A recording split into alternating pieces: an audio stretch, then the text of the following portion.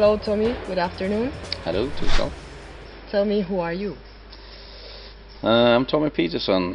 I'm working as the manager of the crash lab at VTI. When did VTI start to run crash tests? That was a very long time ago. We was in the, I think it was in the 40s actually. In the 40s? 40s or a long time. Early 50s, I don't remember correctly. When did rear-facing system start in Sweden? It started actually in 1964 with a man called Bertil Aldman. He was a professor at the Chalmers University of Gothenburg, and he was also working with Volvo at that time. When did VTI start to run a special Swedish test called Plus Test? It was into force, that protocol, 1975, but of course we started in 1965 approximately to have the research for building that protocol up. We were performing tests, a lot of other things, for approximately 10 years before the test protocol was into force. As we said, in 1975 we started to perform the T approval, we call it in Sweden, and we continue with that up to 2008. In the meantime, 1981, the ECE approval was possible to do. And from 81 up to 2008 there was a lot of double marked CRS on the Swedish market. It just had the T approval and the ECE approval. But since we was a member of the European Union in 95, we was not allowed to have the T approval because it's a national approval. We was not allowed to have that. Still we perform tests and give away approvals up to 2008, and then we have to withdraw that system. And that actually makes me a bit sad, because I was sad of the safety. I was concerned about the safety for the children. And then I start to think, if we create a modern T approval and call it something else, it was called and is called Plus Test, and make that voluntary. Plus Test is about neck forces, neck lows. Yep. Where does neck forces limits information come from? Is it theoretical or is it based on real accidents? Both. Both. Actually. In 2008 I was looking around for really good experience about neck forces and what they are doing to children, and I found this very good piece of work done by the EEVC working group 12 and 18. It's called the report 514, and in that report I think they have done very good work actually, and in that report you can find out more or less where the limits should be for the neck forces, and those limits are the limits that are inside Plus Test. We are familiar with ADAC rankings in Europe. Do you have any ranking in your Plus Test? Are there any seed more Plus Test than others? No. We don't work that way, because Plus Test is shall we call it a safety label, and it should create good thoughts among the people. So what you should look at, concentrate at as a parent, is to buy a CRS with a Plus Test label on. If we performed a lot of tests and some CRS did not pass the Plus Test and some passed the Plus Test, the only thing that would happen, especially in newspapers, they will focus on the bad things, and have focus on bad things doesn't really create a good environment for child safety. You should focus on good things. So the only thing you have to do when you enter a shop is to look for a good CRS and look for the Plus Test and look for the ECE approval mark. That's the idea behind the Plus test. Some governments in other countries are considering to make rear-facing compulsory up to 4 years. Has this measure ever been compulsory in Sweden? No, it actually not by the law to travel rearward-facing in Sweden, but Sweden has, in that way, quite simple life, because as we knew very early that rearward-facing is the best way to travel. We started to travel in rearward-facing in Sweden, so the parents didn't have a choice.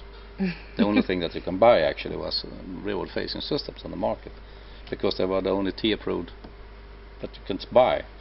So we started, if you ask me, the correct way. We started backwards. Is there any kind of campaign, financial support or something like that to spread this important philosophy by the government? Not for the time being, but quite long time ago it was a lot of information about that from authorities, and still you can find it in some newspapers given out by the authorities that rearward-facing is the best. And of course, if VTI is speaking about child safety in any forum, we're always speaking about rearward-facing. So you can actually call it lobby if you want. Okay. But in my opinion, it's a positive lobby. Great. What happens with a rear-facing car seat in rear impact? Is it dangerous? No, not really, because it's tested that way. If you have an ECE approval, you have to test a rear-facing CRS in a rear impact. If you compare that with a forward-facing system, you're just testing in forward-facing impact, frontal impact. You don't know anything about how it reacts in a rear impact. But a rear-facing system is tested both frontal impact and rear impact. And rear impact, normally the difference in speed with the two vehicles is normally very low.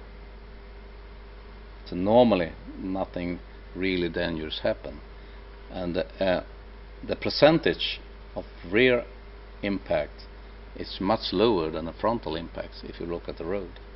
So it's very seldom it happens, a rear impact, and if it happens, the difference between the speed of the cars is very low, and on top of that we are testing it also in the ECE approval. What about lateral impact? Is it dangerous? Lateral impact, if you ask me, is the most dangerous impact you ever can have, because normally in a car you have a deformation zone in the front and you have a deformation zone in the rear, but in the side you can play around with them approximately like this. That's the only deformation zone that you have. It's very hard to make a safe side impact car. So side impact is one of the most dangerous situations you can have on the road actually. Have you ever noticed any special injuries to be taken into consideration caused by rear-facing seats? No. In Sweden you have Vision Zero project, and that also includes children's safety. How close you are to get the intended goal of 0 preventable injuries in children that travel rear-facing?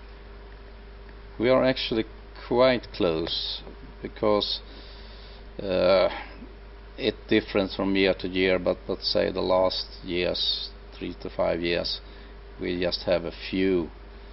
By saying a few is not the correct word, because every fatal accident with the child is one too many. But normally the last 5 years we have 2 or 3 fatal accidents in Sweden. The last question is for you to use the helmet. Okay, so here it goes. If you had to convince a couple in 60 seconds to keep their 15-month-old child rear-facing, what would you say to them? I would use the heavy helmet, because it's very simple, but I think it tells the whole story. Can you show us? Yes, of course I can. As we said, the helmet from my point of view, is a very simple way to explain how important it is with rearward-facing systems. Because children is not scaled-down adults. It's not. Because for you and me, around 5.5% of the total body mass is the head. If you have a child at an age of 1.5 years, 25% of the total body mass is in the head. And by using this heavy helmet, the adult person can easily, by itself, understand, oh, that is how heavy the child's head is. I'll just show you. It's very simple. You just crawl under it and bring it on the head. And if I had adult people here, I would directly ask them, should we put this helmet properly on and go out in my car and have a ride? Would you feel comfortable? Think of if we had a crash. And I think 100% of the people who tried this helmet have said, no, we do not want to be on the road.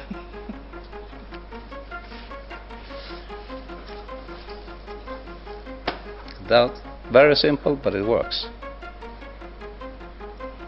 Thank you very much, Tommy. It's been a pleasure being here with you and having all this information, and I hope that people in Spain understand sooner better than later how rear-facing important is.